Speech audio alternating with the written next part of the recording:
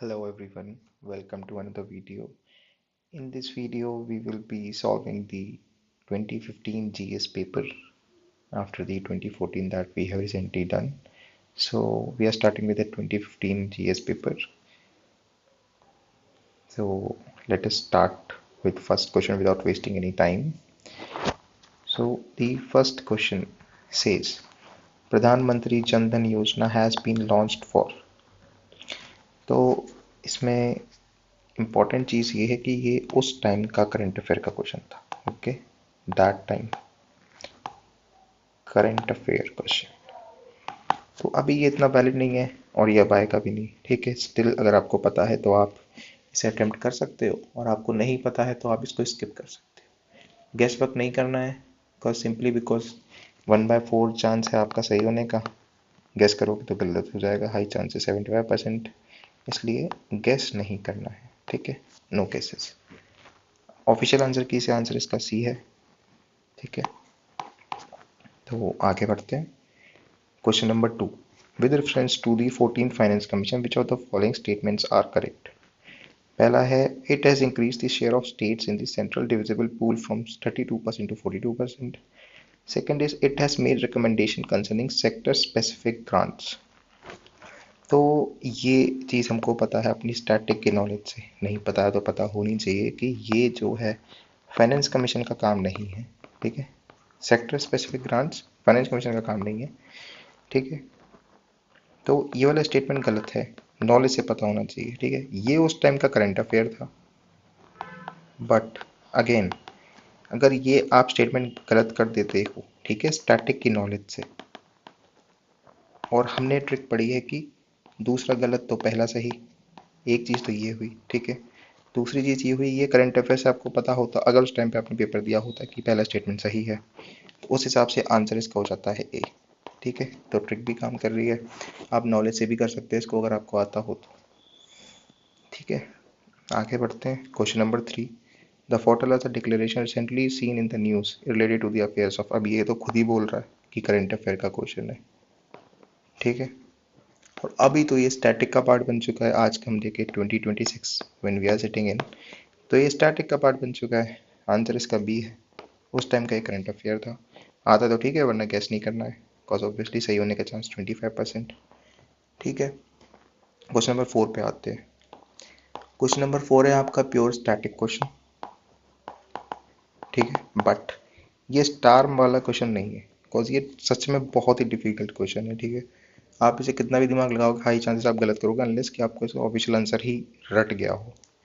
ठीक है, तो आप अपना दिमाग लगा लेना. स्टैटिक है, ज़्यादा ऐसा कुछ बहुत बड़ी चीज़ नहीं है.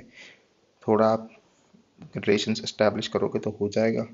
फिर भी ना हो पाए तो कोई बात नहीं, बिकॉज हाई चांसेस कि आप एग्जाम में इसको गलती करोगे. एग्जाम में इतना टफ क्वेश्चन करना बहुत मुश्किल होता है. ठीक है, तो ये बहुत टफ क्वेश्चन आपको इजी लगता है तो अच्छी बात है. ऑफिशियल आंसर इसका ए है. ठीक है, still I am saying static का क्वेश्चन है बट टफ क्वेश्चन है. ठीक है, आगे बढ़ते हैं.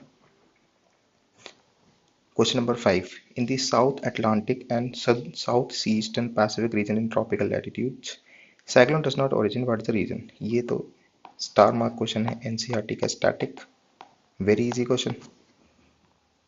ठीक है, आंसर क्या है इसका बी, क्योंकि वहाँ पे इंटर ट्रॉपिकल कन्वर्जेंस जिसे ITCZ भी कहते हैं, वहाँ पे नहीं होता एग्जिट्स, इसलिए वहाँ पे साइक्लोन का ओरिजिन बहुत मुश्किल होता है. ठीक है, एनसीईआरटी का बहुत क्लीशे, बहुत स्टैटिक क्वेश्चन है. ठीक है, नहीं आता है तो मत अटेम्प्ट करना. ठीक है, क्वेश्चन नंबर 6 पे आते हैं. Which one of the following pairs of stats of in states of India indicate the eastern most and western most. Direct mapping का क्वेश्चन है. आता है तो करोगे, नहीं आता तो नहीं करोगे, बट इजी क्वेश्चन है. ठीक है, ईस्टर्न मोस्ट आपका है अरुणाचल और वेस्टर्न मोस्ट आपका गुजरात. डी होना चाहिए आंसर. ऑफिशियल आंसर भी डी है. ठीक है, क्वेश्चन नंबर 7 पे आते हैं. Question number 7 says, consider the following statements regarding the DPSPs. The principles spell out the socio-economic democracy in the country. ये सही है. DPSP सोशो इकोनॉमिक डेमोक्रेसी देते हैं और फंडामेंटल राइट्स जो है वो पॉलिटिकल डेमोक्रेसी एस्टैब्लिश करते हैं. ठीक है, the provisions contained in these principle are not enforceable by any court.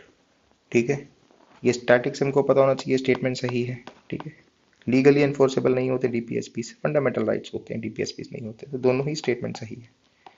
ठीक है, तो सी इसका आंसर होना चाहिए, ऑफिशियल है वो भी 7 का सी। ठीक है, अब देखो इसमें ना 1 गलत था ना तो 2 गलत था, कोई भी गलत नहीं था। ठीक है, दोनों सही थे, तो ट्रिक लगाने का स्कोप ही नहीं है कि एक गलत हो दूसरा सही कर दे। दूसरी चीज, स्टैटिक का क्वेश्चन है, ट्रिक लगाना भी नहीं चाहिए, आपको नॉलेज से आना चाहिए। Star mark question very easy. ठीक है, ये भी स्टार मार्क क्वेश्चन है, बहुत आसान है, ये भी स्टार मार्क क्वेश्चन है, और बाकी तो चलो मॉडरेट लेवल पे है। ठीक है, क्वेश्चन नंबर 8 पे आते हैं। In the index of 8 core industries which of the following is given the highest weightage. ठीक है, ये उस टाइम पे बहुत टफ क्वेश्चन रहा होगा, अब तो स्टैटिक का पार्ट हो गया।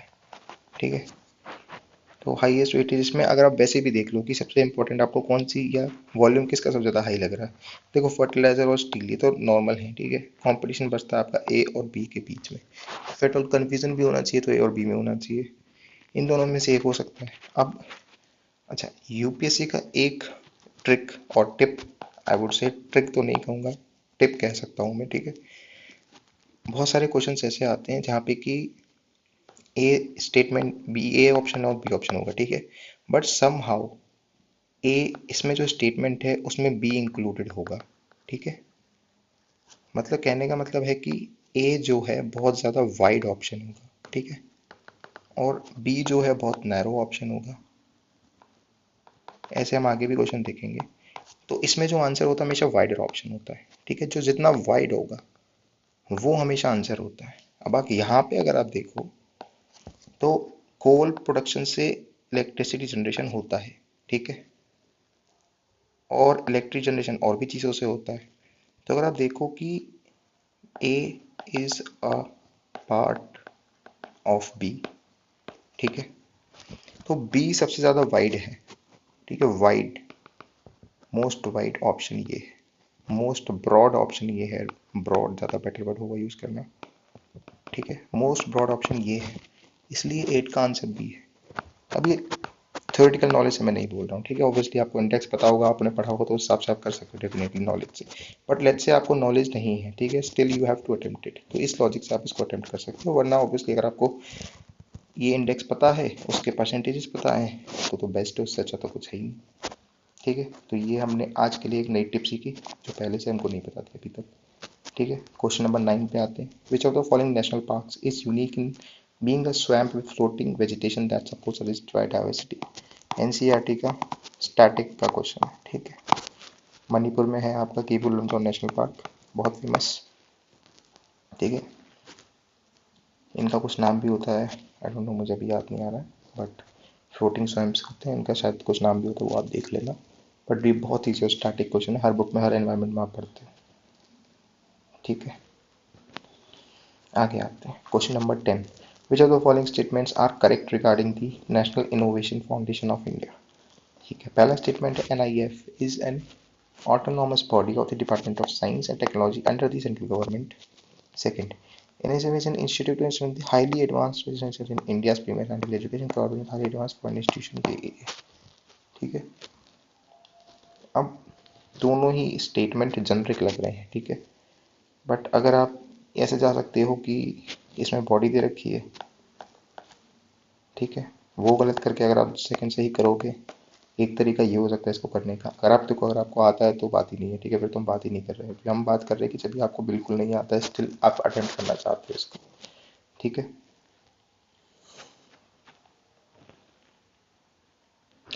तो सेकंड तो जेनरिक लगता है, पहला अभी गलत है कि नहीं ये तो नहीं पता, बट बॉडी दी हुई है तो ये सोच सकते हैं हम कि ये गलत हो सकता है। ठीक है, तो ट्रिक के हिसाब से हम इसका सेकंड स्टेटमेंट मार्क कर सकते हैं। ठीक है, बट ऑफिशियल आंसर किसी जो आंसर दिया हुआ है वो ए दिया हुआ है। ठीक है, तो यहाँ पे ट्रिक हो जाती है आपकी फेल। जो ट्रिक हम यूज़ करते हैं कि पहला गलत तो दूसरा सही, दूसरा गलत तो पहला सही, तो इसमें जो है एक्चुअल में ऑफिशियल के हिसाब से दूसरा स्टेटमेंट गलत है और पहला स्टेटमेंट सही है। ठीक है, तो ट्रिक तो देखो ऐसे सेटिस्फाई होगी, पर दो ट्रिक का क्लैश है इसमें। ठीक है, तो दूसरा गलत है पहला सही है, इस तरीके से ये ट्रिक तो सही हो जाती है, पर जो हम कहते हैं कि बॉडी गलत दी होती है वो वाली ट्रिक यहाँ पे फेल हो जाती है। तो ऑफिशियल आंसर इसका ए है, ये हमें ध्यान रखना है। आगे बढ़ते हैं। Question number 11, what can be the impact of excessive inappropriate use of nitrogenous fertilizers in agriculture? अब देखो, गुड और बैड की हमने बात की थी, ठीक है। Impact of nitrogenous fertilisers, inappropriate या एक्सेसिव यूज की बात कर रहा है। क्वेश्चन का थीम हो गया बैड, ठीक है। अब बैड के बारे में जब तक बैड होगा तो स्टेटमेंट होगा सही, जहां बैड के बारे में स्टेटमेंट होगा गुड, वो हो जाएगा गलत, ठीक है जी। बस इतना ध्यान रखना है। पहला है proliferation of nitrogen fixing microorganism in soil can occur. ये एक्चुअल में अच्छी चीज़ है, ठीक है। नाइट्रोजन फिक्सेशन अगर हो जाता है तो अच्छी चीज़ मानी जाती है सॉइल के लिए, तो ये तो पक्का गलत है।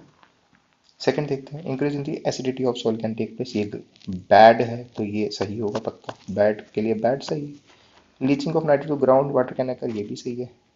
नाइट्रोजन सॉइल हो जाएगी तो वो बैड होता है, ठीक है। नाइट्रिक एसिड बन जाएगा, एसिडिक सॉइल हो जाएगी, समथिंग लाइक दैट, ठीक है। तो ये दोनों सही है, पहला गलत है। इससे आप जाओगे तो आंसर आपका डायरेक्ट आ जाता है सी, ठीक है। शेयर कॉमन सेंस चाहिए, कोई ऐसे बहुत एडवांस नॉलेज की जरूरत नहीं है आपको, ठीक है। नाइट्रोजन फिक्सेशन हम सब स्कूल में पढ़ते ही हैं तो उन्हें तो पता ही होगा एटलीस्ट, ठीक है। ऐसे क्वेश्चन और भी आएंगे तो यहाँ पर हमने एक ट्रिक अप्लाई की। दूसरा अगर आपको नॉलेज आता तो वो और अच्छी बात है, ठीक है। बट देखो, बेस्ट सिनेरियो होता है जब आपकी नॉलेज प्लस ट्रिक आप कंबाइन करके जब आंसर सॉल्व करते हो, तो वो होता है बेस्ट सिनेरियो। वहाँ पे गलत होने का चांस कोई रह ही नहीं जाता, ठीक है। ये आपको 50% लेके जाती है, ये आपको 50% लेके जाती है, 100% सही आंसर ही आएगा, ठीक है। इसमें कोई डाउट का चांस नहीं। चलो क्वेश्चन नंबर 12 पे आते हैं। With reference to the IUCN and the CITES which of the following are correct, ठीक है। IUCN एक ऑर्गन है यूनाइटेड नेशन का, और साइट्स इज एन एग्रीमेंट। तो ये स्टेटमेंट तो नॉलेज से गलत है, ठीक है, क्योंकि ये उल्टा लिखा हुआ है, जो यूपीएससी हमेशा से करती है, ठीक है। ये हमको ध्यान रखना है, यूपीएससी क्या करती है, एक्सचेंज कर देती है चीज़ों को। सेकंड पे देख लेते हैं पहले, I centre thousands of field project around the world to better manage, ये तो जनरल स्टेटमेंट है, सही होगा, ठीक है। Sites is legally binding on the states that have joined, but this term does not take a piece of national laws. ये question थोड़ा doubtful हो सकता है, ये वाला स्टेटमेंट, बट देखते हैं आगे। तो अब एक बात है कि जिन्होंने भी स्टैटिक पढ़ा है अच्छे से, ठीक है, उनको ये अच्छे से पता होगा कि ये दोनों चीज़ें उल्टी लिखी हुई हैं, ठीक है। तो अगर आपको ये पता है तो आप फर्स्ट तो एलिमिनेट कर सकते हो फॉर श्योर, ठीक है। तो जैसे ही आप फर्स्ट एलिमिनेट करते हो आपके पास आंसर केवल और केवल बी बचता है, इसलिए I will mark it as star. Starting question और इजी क्वेश्चन, ठीक है, बाकी में जाने की जरूरत ही नहीं है, ठीक है। अब आप यहाँ पे फंस गए तो फिर तो आपका गेम वैसे ही खत्म है। हो सकता है आप 3 गलत कर तो आप आंसर ए मार दो, ठीक है। एक ही सिनेरियो बन सकता है, बट देन आप स्टैटिक का जो सबसे इजी इन्फॉर्मेशन है वो ये है, ठीक है। पहला स्टेटमेंट सबसे इजी इन्फॉर्मेशन है, और यूपीएससी आपसे यही जानना चाहती है कि अगर आपको पहला स्टेटमेंट पता है तो आंसर आपके सामने है एकदम, आप पहला स्टेटमेंट एलिमिनेट करो, भी आंसर आपके सामने, ठीक है। चलो 13 पे आते हैं। The fair remunerative price of sugarcane is approved by, बहुत ईजी और स्टैटिक है ये, ठीक है, इजी एंड स्टैटिक। इकोनॉमिक्स का क्वेश्चन है, बेसिक इकोनॉमिक्स है, ठीक है। सजेस्ट करती है आपकी एपीएमसी और अप्रूव करती है आपकी सीसीईए, ठीक है। 13 का आंसर है ए। नहीं आता तो पढ़ लेना, पढ़ा होना चाहिए आपको, नॉलेज से आना चाहिए। 14 पे आते हैं। What explains the east west flow of the equatorial counter current, ठीक है। पहला बोलता है अर्थ का रोटेशन ऑन इट्स एक्सिस, तो ठीक है, एक रोल प्ले कर सकता है, ठीक है, बट कॉम्प्रिहेंसिव नहीं है। दूसरा, convergence of two equatorial currents may be. C, difference in salinity of water, कर सकता है, ठीक है। Occurrence of the belt of calm near the equator, अब देखो ये एक बटरफ्लाई इफेक्ट है, ठीक है।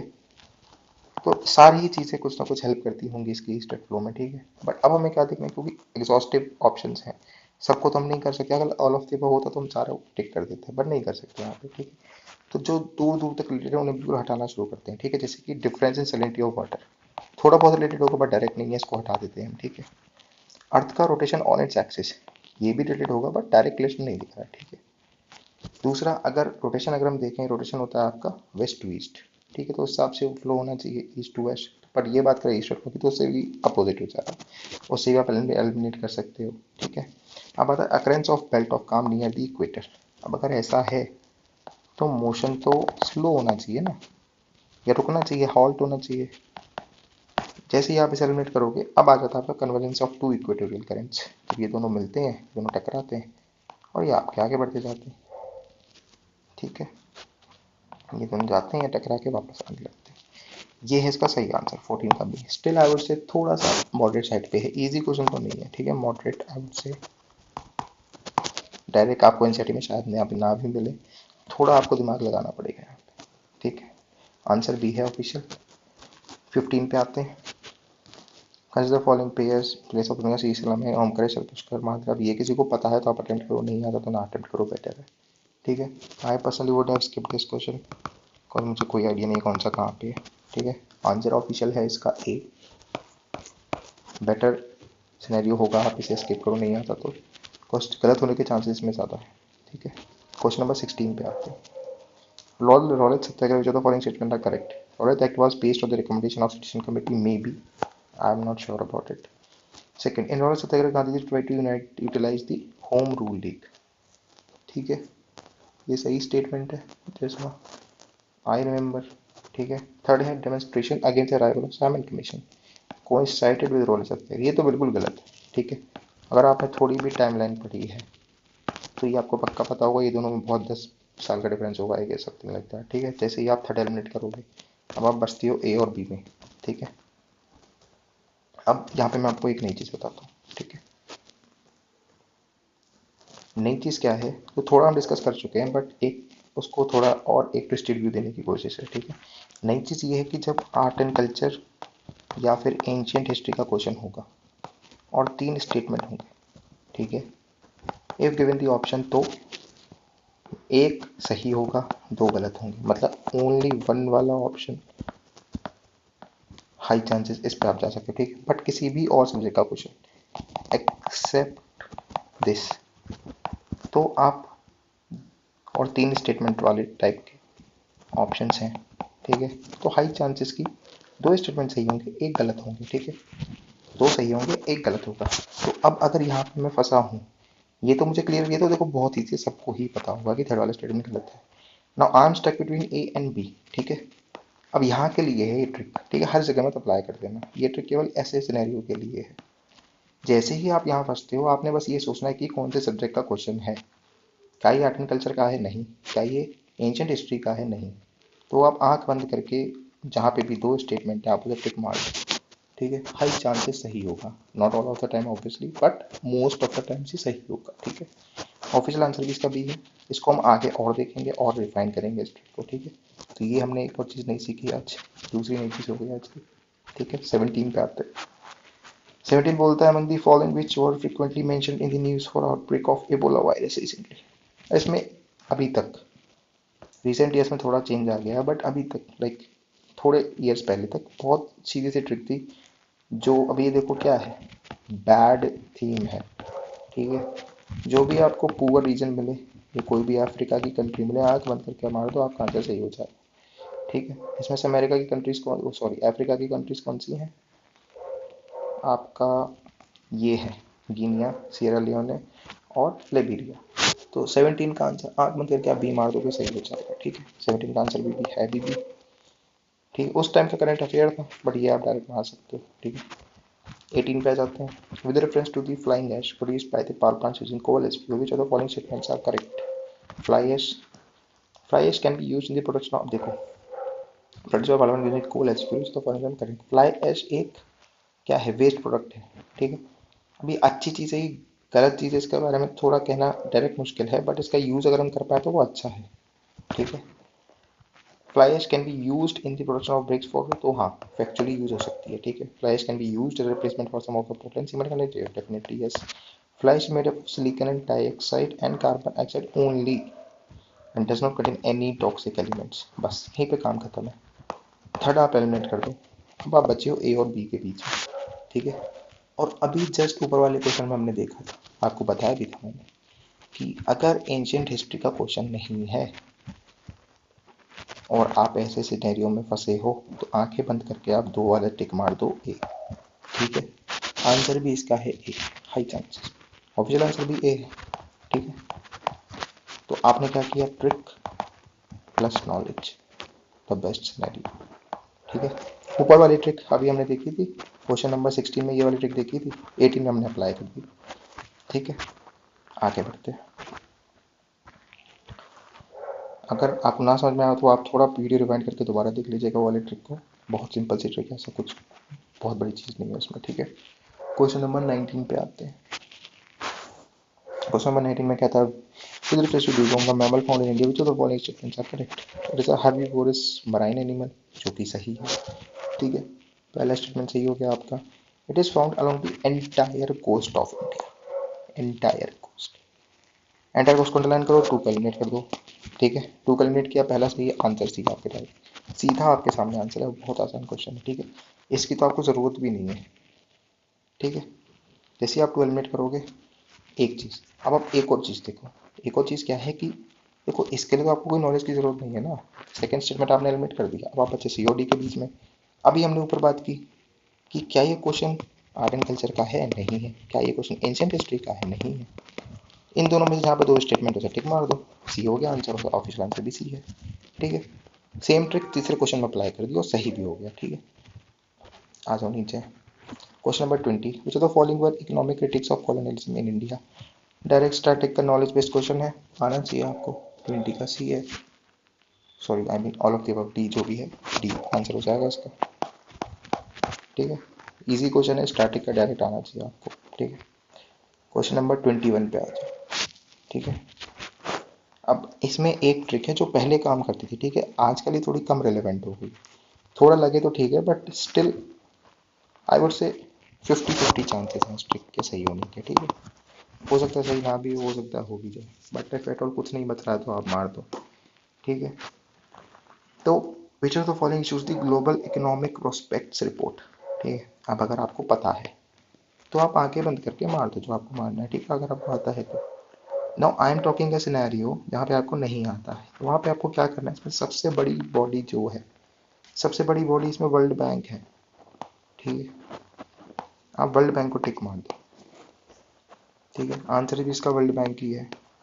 अगर आपको पढ़ के स्टैटिक से पता है कि ये रिपोर्ट ये रिलीज करती है तो अच्छी बात है, नहीं पता तो आप देखो दूसरी चीज़। अगर आप देखोगे तो इसने कोई रिपोर्ट रिलीज की हो और इसने कोई रिपोर्ट रिलीज की हो, आपने बहुत ही कम देखा होगा। ठीक है, तो उसके हिसाब से भी आप ए और बी में स्टक होनी चाहिए। ए और बी में स्टक होने के बाद आप डी टिक मार सकते हो। ठीक है, मुझे नहीं लगता, लाइक बहुत ही कम चांसेस होंगे कि आप ए के साथ जाओगे। अगर आप प्रॉपर आपने तैयारी की है तो you would have also gone with D. इस ट्रिक को ना भी यूज़ करोगे तो भी डी ही ज़्यादा ऑब्वियस आंसर बनता है। ठीक है, बिकॉज हम बार बार वर्ल्ड बैंक की ही रिपोर्ट्स पढ़ते हैं इन चारों में से, तो बाकी एशिया डेवलपमेंट बैंक का भी कोई रिपोर्ट रेयरली ही आता है। ठीक है, 22 पे आते हैं। When the Reserve Bank of India reduces the SLR by 50, which of the following appear? I'm not solving this. ठीक है, आप कर सकते हो स्टैटिक का डायरेक्ट, और इजी क्वेश्चन है। ठीक है, आंसर मैं बता देता हूँ इसका। 22 का आंसर है सी। आपको आना चाहिए, नहीं आ रहा है तो आप कॉम्पिटिशन से बाहर हो। 23 पे आते हैं। With reference to the use of nano technology in health sector, which of the following are correct. Targeted, अब देखो एक अगेन चीज़ हम अप्लाई करते हैं। नैनो टेक्नोलॉजी क्या है, एक अच्छी चीज़ है, गुड थिंग। गुड के बारे में गुड होगा तो सही होगा, बैड होगा तो गलत होगा। ठीक है, targeted drug delivery is made possible nano technology, सही है। Nano technology largely gene therapy, ये भी सही है। दोनों अच्छी बातें हैं, यूज़ हो रहा है कुछ वेलफेयर ही होगा। ठीक है, दोनों सही हैं। तो 23 का आप आके बंद करके आप सी ऑप्शन मार सकते हैं। ठीक है, एक चीज़। दूसरी चीज़, ना तो पहला गलत हुआ ना दूसरा गलत हुआ। जो हमारी ट्रिक है कि पहला गलत तो दूसरा सही, दूसरा गलत तो पहला सही, वो भी नहीं लग रही है। ठीक है, कॉज हमें कोई गलत मिला ही नहीं। ठीक है, तो उसके हिसाब से भी हम सही जा रहे हैं। ठीक है, 24 पे आते हैं। In India markets in agriculture products are regulated under the APMC act, इसका आंसर होता है। पर अगर आपने केवल एपीएमसी याद कर रखा है, ठीक है, तो आप इन दोनों में फंस जाओगे, इसलिए आपको डिटेल पे पढ़ा होना चाहिए। तो आपका आंसर है इसका B, agriculture produce market act, market committee act. ठीक है, 24 का आंसर हो गया बी। ठीक है, स्टैटिक ऑब्वियसली इजी क्वेश्चन है। ठीक है, पीडीएस बहुत पॉपुलरली पढ़ते हैं। ठीक है, आता है तो करो, नहीं आता तो मत करो, कन्फ्यूजन हो तो छोड़ दो। ठीक है, 50-50 में तो एटलीस्ट आप स्टक हो सकते हो, बट जिसने अच्छे से पढ़ा वो नहीं फंसेगा इसमें। ठीक है, तो उसमें जो की टर्म है ना वो है मार्केट कमेटी। ये आ जाओ 25 पे आते हैं। Which of the following is the national aquatic animal of India. ये तो सॉल्व करने की जरूरत नहीं पड़नी चाहिए। गैंगरिक डॉल्फिन होता है 25 का सी। ये नहीं आता तो भाई पेपर देने ही मत जाना, ठीक है। ये अगर आपको नहीं आता है तो पेपर देने में कोई फायदा नहीं है आपका। 26 पे आ जाओ। With reference to the Congress Socialist Party consider the following statements. It advocated the boycott of British goods and evasion of taxes. It wanted to establish the dictatorship of proletariat. It advocated separate classes for minorities and oppressed classes. ठीक है। अभी देखो static question है, बहुत ही bouncer जैसा question है, पर इसमें एक चीज देखो आप, ऑल दो स्टैटिक का क्वेश्चन है, ठीक है। देखो एक चीज है, अगर स्टैटिक का इजी क्वेश्चन होता ना तो I would have said no tricks at all, आप नॉलेज चेक करो। पर स्टैटिक का बहुत ही बेहुदा जैसे क्वेश्चन कहते हैं ना, ये वो है जो किसी को नहीं आता होगा, इतनी डिटेल में किसी ने नहीं पढ़ी है, ठीक है। अब इसमें लगाओ आप ट्रिक। ट्रिक ये है कि जब ऐसे वाले ऑप्शन होते हैं, बी में है ओनली वन और डी में है नन, तो देखो ये तो हाई चांसेस है कि आंसर इन्हीं में से एक है, ठीक है जी। ये तो ऑलमोस्ट श्योरिटी वाली बात है, ठीक है। अब आ जाओ, मेरे को केवल 3 चेक करना है अब, ठीक है। 3 अगर मैं चेक करता हूँ कि advocate separate electorate for minorities and oppress classes. अब देखो अगर कांग्रेस इसके आगे लग गया है, सोशलिस्ट पार्टी की बात हो रही है, मतलब it is something under the Congress party, ठीक है। आईएनसी जिसे हम कहते हैं, और आईएनसी कभी भी सेपरेट इलेक्टोरेट की बात कर ही नहीं सकती माइनॉरिटीज के लिए या किसी के भी लिए, ठीक है। इस हिसाब से थर्ड स्टेटमेंट गलत होता है, आंसर आपका डी होता है, ठीक है। ये एक लॉजिक है, ऑब्वियसली मुझे पहले से पता है, बट पेपर टाइम में ये चीज़ ऐसे सोच पाना या इतना दिमाग लगा पाना मुझे लगता है थोड़ा मुश्किल होगा, ठीक है। तो इजी क्वेश्चन तो देखो डेफिनेटली नहीं है, I would keep it on the tougher side, not even moderate, ठीक है। बट इतनी हेल्प आपको यहाँ से मिल सकती है ट्रिक से कि आप बी और डी में तक पहुंच जाओगे, ठीक है। ए और सी तक आप नहीं कंफ्यूज रहोगे। अब बी और डी तक अगर आपको ट्रिक आपकी पहुंचा दे रही है तो मुझे लगता है बहुत बड़ी बात है, उसके बाद आप 50-50 आप खेल सकते हो, ठीक है। क्वेश्चन नंबर 27 पे आते हैं। Consider the following statements. The Rajya Sabha has no power either to reject or to amend a money bill. सही है। राज्य सभा cannot vote on demand program, सही है। cannot discuss the अब ये तो गलत है, देखो डिस्कस तो कर सकते हैं। डायरेक्ट और स्टैटिक क्वेश्चन है, स्टार्क मार्क क्वेश्चन आना ही चाहिए, ठीक है। तो क्या पूछा इसमें, तो स्टेटमेंट करेक्ट, करेक्ट में तो आपके 2 सही है, 27 का आंसर हो जाता है आपका बी, ठीक है। स्टैटिक डायरेक्ट पॉलिटी का क्वेश्चन है लक्ष्मीकांत से, वेरी इजी, ठीक है। 28 पे आते हैं। The government of India act of 1919 clearly defined separation of power between legislative of central and provincial powers of the secretary of vice president none of the above। बस आपने थोड़ी भी मॉडर्न इंडिया हिस्ट्री पढ़ी है तो आपको पता होगा कि 1919 एक्ट से क्या हुआ था, डिवीजन ऑफ पावर हो गया था आपका प्रोविंशियल और उसमें सेंट्रल में, ठीक। ये तो पहले हो गया था, आप भी इसका आंसर मान सकते हो, ठीक है। Secretary of state of vice भैया आपके 1858 में हो गए थे, 28 का आंसर है बी और ऑफिशियल आंसर भी है बी, ठीक है। Which of the following brings out the consumer price index number for industrial workers? ये स्टैटिक एंड डायरेक्ट इकोनॉमिक्स का क्वेश्चन है। मिनिस्ट्री ऑफ लेबर ब्यूरो जो भी है वो रिलीज करता है इसको, शायद मिनिस्ट्री पता नहीं किस कौन सी मिनिस्ट्री के अंडर में आती है, आई डोंट नो, पर लेबर ब्यूरो रिलीज करता है इसको। 29 का आंसर है सी, ठीक है। शायद ministry of employment something like that, check कर लेना आप, बट आंसर इसका सी है, ठीक है। ऑफिशियल आंसर भी सी है, ओके। 30 पे आते हैं, नहीं आता तो मत करना, देखो ठीक है। 30 पे आते हैं। In the context of modern scientific research consider the following statements. IceCube particular detected light South Pole something something which was recently in the news. अभी उस टाइम का करंट अफेयर का क्वेश्चन है, ठीक है, current affair question. It is the world largest neutron disc come it is the power that goes to attack it is very deep in the ice. अब देखो अगर आप साइंस एंड टेक्नोलॉजी वाले trick से जाओ तो डायरेक्ट आप इसका ऑल ऑफ द अबव मार सकते हो। एक ट्रिक तो ये लग सकती है इसमें, देखो नॉलेज से मुझे तो कुछ नहीं आता इसमें से, नॉलेज से आपको आता तो well and good, but I am sure वहाँ उस टाइम पे भी किसी को नहीं आता होगा, ठीक है। एक ट्रिक लगती है इसमें, ऑल ऑफ द अबव मार दो, ठीक है। दूसरी, अब देखो ये जनरिक स्टेटमेंट है, सही है, ये भी जनरिक स्टेटमेंट लग रहा है, ये भी सही है। और न्यूट्रिनो डिटेक्ट कर रहा है तो देखो डीप तो बरी करना पड़ेगा फॉर श्योर। अब वर्ल्ड्स लार्जेस्ट है कि नहीं ये थोड़ा प्रॉब्लमेटिक है, ठीक है। तो अगर कंफ्यूजन है तो बी और डी के बीच में होना चाहिए, ठीक है, एग्जाम टाइम में। आंसर इसका मैं बता देता हूँ आपको, 30 का आंसर है आपका डी, आंसर है ऑल ऑफ द अबव, ठीक है। इजी क्वेश्चन नहीं कहूँगा, मॉडरेट कहूँगा, ठीक है, गलत होने के चांसेस भी है, ठीक है। 31 पे आ जाते हैं। The terms agreement on agriculture, agreement of finance and news class in the news in the context of affairs of, किसके कंटेक्स्ट में अपीयर होते हैं ये टर्म्स, पीस क्लॉज ये सब, ठीक है। अब ये स्टैटिक भी पढ़ोगे तो आपको पता होगा, करंट भी आपने पढ़ा होगा तो भी आपको पता होगा, ठीक है। सब ये डब्ल्यूटीओ का पार्ट है। 31 का आंसर है आपका सी, ठीक है। अब आप एक और चीज देखो, अभी हमने बात की वर्ल्ड बैंक वाले क्वेश्चन में, इसमें सबसे बड़ा ऑर्गेनाइजेशन कौन सा है? FAO, बहुत लिमिटेड काम होता है इसका। UNFCC, पैदा ही कल परसों हुए थे, सेम गोज फॉर UNEP, ठीक है। WTO आप कह सकते हो कि बाद में पैदा हुआ है, बट काम इसका पहले चला, जो GATT वगैरह वो सब चीज़ें होती थी, ठीक है। दूसरी चीज़, मेंबर कंट्रीज देखो आप, इसके बहुत सारे होंगे, ठीक है। तीसरी चीज़, इसका काम जो बाइंडिंग चीज़ें हैं वो उसकी ज़्यादा है। UNEP वगैरह अकाउंट्स रिपोर्ट्स रिलीज करते तो कुछ ऐसे इनका एक्सटेंसिव नहीं है, बट WTO इज लाइक पूरा ट्रेड, ये जो है रेगुलेट होता है इसके हिसाब से। तो इनमें आप कह सकते हो कि सबसे बड़ी बॉडी जो WTO ही है। तो अगर आपको ये स्टेटमेंट ना भी पढ़ाया जाए तो भी आप आंख बंद करके WTO मार दो, ठीक है। ये एक ट्रिक हो सकती है, बट स्टिल ये आपको नॉलेज से आना चाहिए। I would keep it in the star category, easy and direct and static question आना ही चाहिए आपको, ठीक है, नॉलेज से। आगे बढ़ते हैं, question number 32। Near field communication with the following are correct. It is a contactless communication technology use electromagnetic radio, सही है। Any designated for use by device which can be set at a distance of even a meter from each other, ये actual में गलत है, ठीक है, पर आगे देख लेते हैं। NFC can use encryption when sending sensitive information, may be, हो सकता है सही हो, ठीक है। अब देखो पहला तो सही है और तीसरा भी मुझे सही लग रहा है।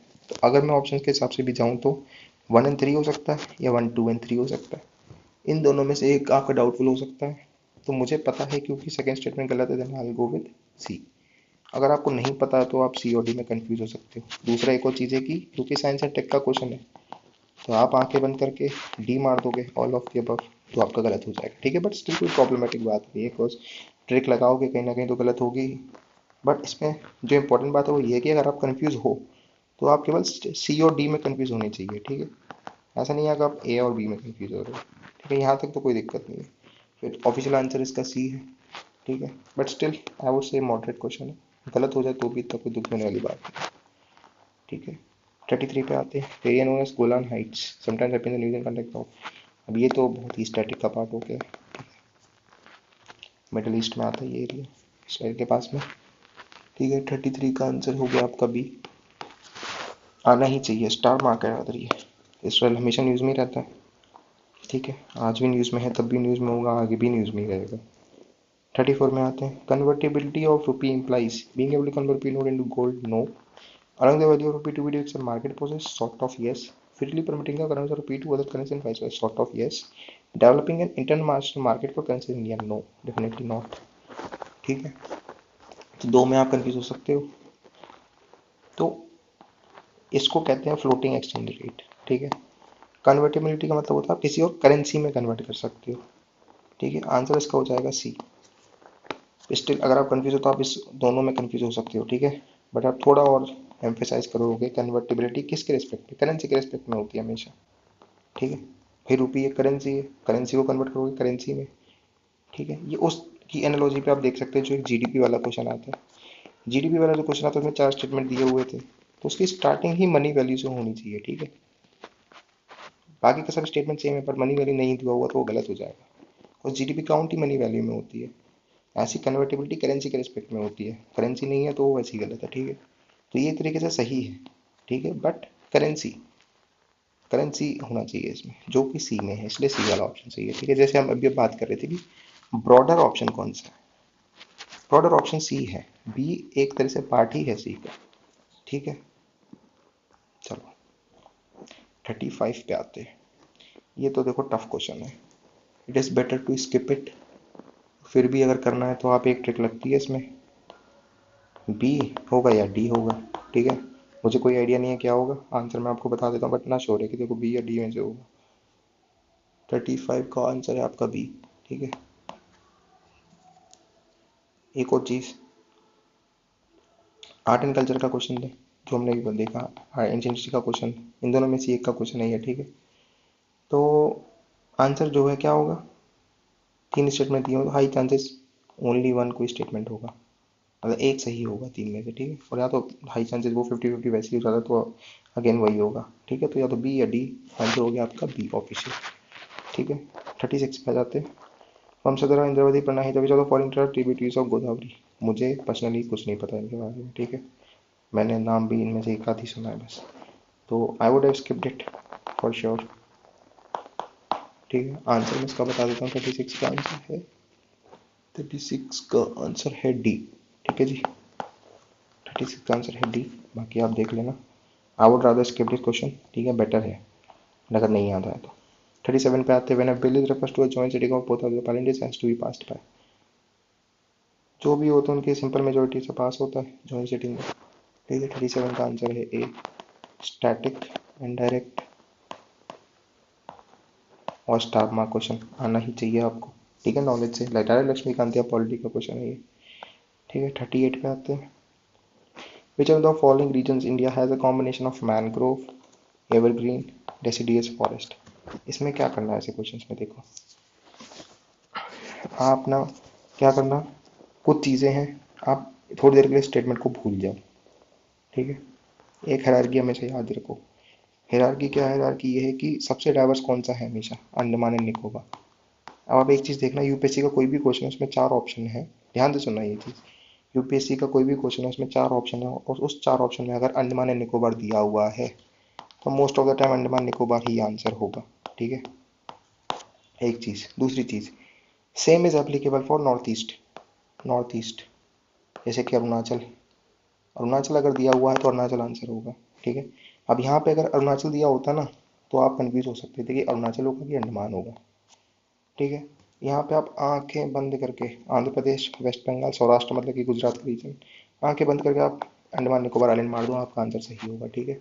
38 का आंसर भी डी है, ठीक है। तो नई ट्रिक क्या है, नई ट्रिक ये है कि जब अंडमान एंड निकोबार ऑप्शन में हो वही सही होगा, और अरुणाचल अगर ऑप्शन में हो तो वही सही होगा। अरुणाचल से मेरा मतलब है नॉर्थ ईस्ट, ठीक है, समथिंग फ्रॉम नॉर्थ ईस्ट, तो वो सही होगा, ठीक है। ये ध्यान रखना आपको आगे के लिए। 39 पे आ जाओ, ये अभी हमने कुछ एक तो शायद पिछले या पिछले से उसमें सॉल्व किया था। इसका आंसर हमको रख चुका होना चाहिए अभी तक, डी आंसर है इसका, के एम ये दोनों होते हैं। क्लिशे क्वेश्चन अब तो नहीं आएगा एटलीस्ट। 39 का आंसर डी, ठीक है। आंसर ही याद होना चाहिए ऐसे क्वेश्चन का, तो जो एक से बार ज़्यादा बार आ गए बस, ठीक है। 40 पे आते हैं, which of the following is associated with the issue of control and phasing out of the ozone और डिप्लीट। ओजोन से कौन सा रिलेटेड है, स्टैटिक और डायरेक्ट है, ठीक है। अभी तो बहुत क्लीशे हो गया। मॉन्ट्रियल प्रोटोकॉल, 40 का बी होना चाहिए, ऑफिशियल है, ठीक है। ऑफिशियल भी बी है भैया, राइट। जब 41 पे आते हैं, नहीं आता हो तो मत करना भाई, गैस मत करना, ठीक है, कोई सेंस नहीं गैस करने का, बहुत ईजी क्वेश्चन है। 41 पे आते हैं, the arrival of power into India led to the production of gunpowder, introduction of arch and dome in the region, architecture, establish of Timurid dynasty in the region. अब अगर आपने थोड़ा भी static पढ़ा है, ठीक है, थोड़ा भी स्टैटिक अगर आपने पढ़ा है तो आपको पता होगा कि arch and dome, arch and dome आपके आए थे किससे, दिल्ली सल्तनत के टाइम से, ठीक है, ना कि बाबर के टाइम से। तो आप पहले तो सेकंड एलिमिनेट कर दो, जैसे ही आप सेकंड एलिमेंट बचोगे you are left with B and C, right. B और सी से आप बचे हो। अब देखो कमाल की बात, अब यहाँ पे क्या ये आर्ट एंड कल्चर का क्वेश्चन है, तो जी देखो मिडिवल जो आती है ना वो आपकी एंशंट में ही काउंट करते हैं हम, ठीक है। जब तक मॉडर्न की बात नहीं होगी तब तक we will keep it in art and culture और एंशंट हिस्ट्री, ठीक है। ये आप ध्यान रख लो जो हमने ऊपर डिस्कस की है। Now since you are stuck between B and C, ठीक है। अभी देखो आप नॉलेज से जाओगे तो बहुत टफ क्वेश्चन है, ठीक है। क्यों, क्योंकि ये पूछ रहा है 3 या 1 एंड 3, तो आपको 1 का डिस्ट्रिक्ट, 1 मोस्ट लोगों को नहीं पता कि भाई गन पाउडर कब इंट्रोड्यूस हुआ था, हो सकता है पता हो हिस्ट्री ऑप्शन वालों को, बट हमें नहीं पता नॉर्मली। अब आप इसको भूल जाओ, ठीक है, आप फोकस करो बी और सी पे। मॉडर्न का क्वेश्चन तो नहीं है, तो अगेन ये है, देखो medieval age I said again कि medieval is a part of ancient history हमारी ट्रिक के लिए, ठीक है। तो इसमें से कौन सा ऑप्शन बनना चाहिए, आंखें बंद करके आप बी मार दो, जो भी सिंगल स्टेटमेंट वाला ऑप्शन है वो होगा इसका आंसर, ठीक है। 41 का आंसर हो गया आपका बी, ऑफिशियल आंसर भी बी है। यही अगर मॉडर्न हिस्ट्री का क्वेश्चन होता ना तो आप इसे अटेम्प्ट करते सी, और हाई चांसेस वो सही होता, ठीक है। ये आपको ध्यान रखना आगे के लिए। सेम ट्रिक हमने 3-4 बार अप्लाई कर दी सेम पेपर में, ठीक है। ऐसा ही होता है, किसी पेपर में कोई ट्रिक ज़्यादा अप्लाई होती है, किसी पेपर में कोई ट्रिक ज़्यादा अप्लाई होती है, but I can guarantee you कि हर पेपर में ट्रिक अप्लाई होगी, चाहे 2023 का हो, चाहे 2024 का हो, चाहे 2025 का, ठीक है। आगे बढ़ते हैं, 42 पे आते हैं।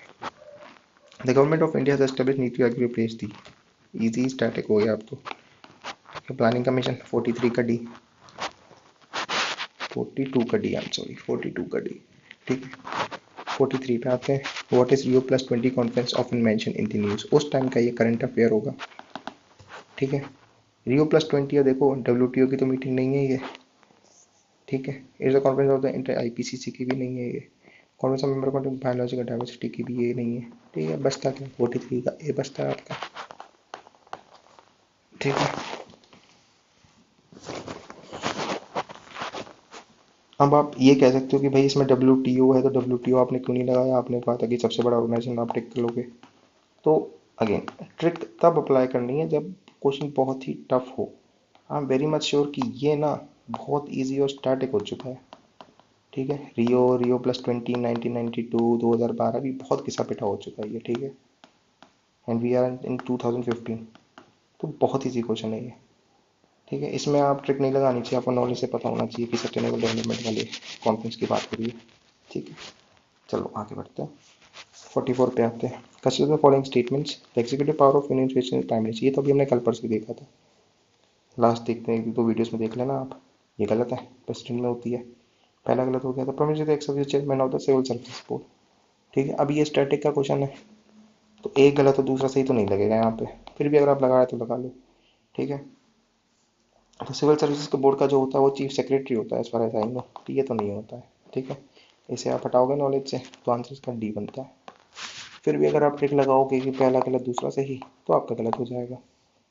तो जो स्टैटिक का क्वेश्चन है, इजी क्वेश्चन है, वहाँ पे आपको ट्रिक नहीं लगानी है, ठीक है। लगाओगे तो गलत हो जाएगा, then I am not responsible for it.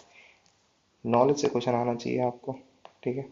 I am again repeating, trick वहाँ लगानी है जहाँ पे बाउंसर क्वेश्चन है, ठीक है, रैंडम क्वेश्चन है, जो नॉलेज बेसिस पर सॉल्व नहीं हो सकता, ठीक है। पहले आपको डिसाइड करना है कि क्वेश्चन जो है क्या रैंडम क्वेश्चन है, बिल्कुल जो बेवकूफ़ वाले क्वेश्चन आते हैं, या अच्छा क्वेश्चन है जो आप पढ़ के सॉल्व कर सकते हैं नॉलेज बेसिस पे। अगर ये है तो ट्रिक नहीं लगानी है, ये है तो ट्रिक लगानी है, ठीक है, वेरी क्लियर। चलो 45 पे आते हैं।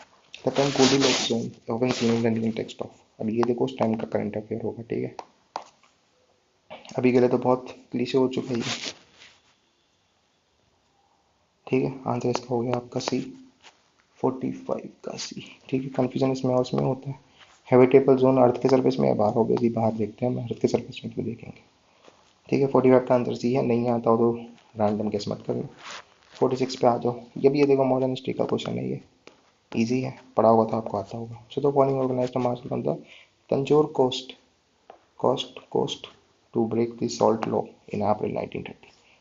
यहाँ पे मेरे ख्याल से आएंगे आपके सी राजागोपालाचारी, एक बार चेक कर लेते हैं। 46 का आंसर है आपका बी, ठीक है, बी ही आंसर है 46 का बी। डायरेक्ट आपका कौन से पढ़ते हैं, स्पेक्ट्रम से है, ठीक है। 47 पे आ जाओ। Which the following not in city on the south bank of tributary Krishna, कुछ कुछ कुछ कुछ कुछ कुछ कुछ, ठीक है। क्वेश्चन में कुछ दे रखा है जो समझने से कोई फायदा तो है नहीं, देखो।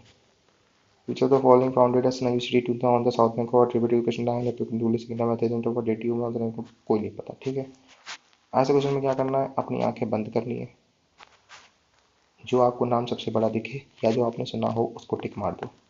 अगर मारना ही है तो देखो बेहतर तो है कि आप स्किप कर दो, ठीक है, स्किप कर दो बेस्ट। और नहीं है तो आप देख लो जो आपको सबसे बड़ा नाम लगता हो उसे आप टिक मार दो, ठीक है। अब जब आप ऐसे सिचुएशन में जाओगे तो मुझे लगता है सबसे बड़ा नाम हरिहरा और एक लगता है अमोघा वर्षा, ठीक है। जिसने डिटेल में पढ़ा उसे पता होगा, ये दोनों थोड़े पॉपुलर नाम है। इसमें से जो आंसर है वो है आपका 47 का आंसर है सी, ठीक है। इस तरीके से आप अटेम्प्ट कर सकते हो, but still I am saying again, I am saying better है कि स्किप करना अगर आपको नहीं आता है तो। आता है तो अच्छी बात है, ठीक है। 50% आप इस ट्रिक से जा सकते हो कि ज़्यादा पॉपुलर सबसे बड़ा जो है वो आप जा सकते हो। 48 पे आ जाते हैं। तो first women president of the Indian National Congress was Sarojini Naidu, गलत है। गॉट एनी बेसेंट थी 1917 में I guess. First Muslim president of Indian Congress Badruddin Tyabji, I think ये सही है, ठीक है। 48 का आंसर है आपका बी, ऑप्शन बी यही है। ये तो देखो इजी और स्टैटिक है। पहले तो प्रेसिडेंट के ऊपर बहुत क्वेश्चन आते थे, तो आपको सारे ही याद कर लो मोस्टली, ठीक है। पहला फॉरेनर प्रेसिडेंट कौन था, पहला मुस्लिम प्रेसिडेंट कौन था, पहली वुमेन प्रेसिडेंट कौन थी, वो सब चीज़ आप याद कर सकते हो। 49 पे आते हैं, तो following statements regarding Green Climate Fund are correct, ठीक है। It is intended to assist development countries in adoption material practice to counter climate change. ये जनरिक स्टेटमेंट सही है, पैसे की कोई बात नहीं की है इसमें, तो ये सही हो सकता है, ठीक है। दूसरा, it is founded under the aegis of UNEP, OECD, Asian Development Bank and World Bank. देखो ऑर्गेनाइजेशन दिया हुआ है, स्टेटमेंट हाई चांसेस गलत है, ठीक है। और एक नहीं, चार चार ऑर्गेनाइजेशन दिए हुए हैं, चारों मिलकर इतना बड़ा काम करें तो पक्का गलत है, ठीक है। सेकंड गलत, पहला सही, आंसर आपका ए, ठीक है। उसके दूसरे हिसाब से भी ये पहला स्टेटमेंट जो जनरिक है ये सही है, ठीक है। 49 का ऑफिशियल आंसर भी ए है, ठीक है। 50 पे आते हैं। Indira Gandhi peace prize for disarmament ये was given to which of the following. अब देखो, अभी हमने बात की थी कि जहाँ पे अंडमान एंड निकोबार आ जाएगा वही आंसर होगा, जहाँ पे अरुणाचल आ जाएगा वही आंसर होगा। तो ऐसे ही जहाँ पे भी इसरो आ जाएगी ना वही आंसर होगा, ठीक है। तो आप ये ना भी पढ़ो, आप आंखें बंद करके आप इसरो मार दो, ठीक है। 50 का आंसर है ऑप्शन बी सी है। एक चीज़ तो ये होगी। दूसरी चीज़ आप देखो, इसमें सबसे बड़ा कौन है, Tata institute fundamental research, ISRO के सामने कुछ भी नहीं है। IISc अगेन बहुत बड़ा कॉलेज या इंस्टीट्यूट है, बट इसरो के सामने ये भी कुछ नहीं है। बार्क और इसरो थोड़े टक्कर के हो सकते हैं, but still if you see तो इसरो बहुत वाइड और बहुत बड़ा ऑर्गेनाइजेशन है, ठीक है। इवन अचीवमेंट के टर्म्स में भी, रादर अगर बाहर कोई टेक्नोलॉजी बनाता तो उसको यूटिलाइज तो इसरो ही करेगी, चांसेस, ठीक है। तो इस हिसाब से आप इसरो इसका हिट कर सकते हो, 50 आप हिट कर सकते हो, ठीक है। तो अभी के लिए इस वीडियो को हम यहीं एंड करते हैं, और 2015 का नेक्स्ट पार्ट हम करेंगे नेक्स्ट वीडियो में, जो कि हम करेंगे 51 से 100 तक। इस वीडियो में हमने कुछ नए ट्रिक्स सीखे हैं, तो वो आप एक बार रिवाइज कर लेना, और नेक्स्ट वीडियो में मिलते हैं फिर। Thank you everyone and have a nice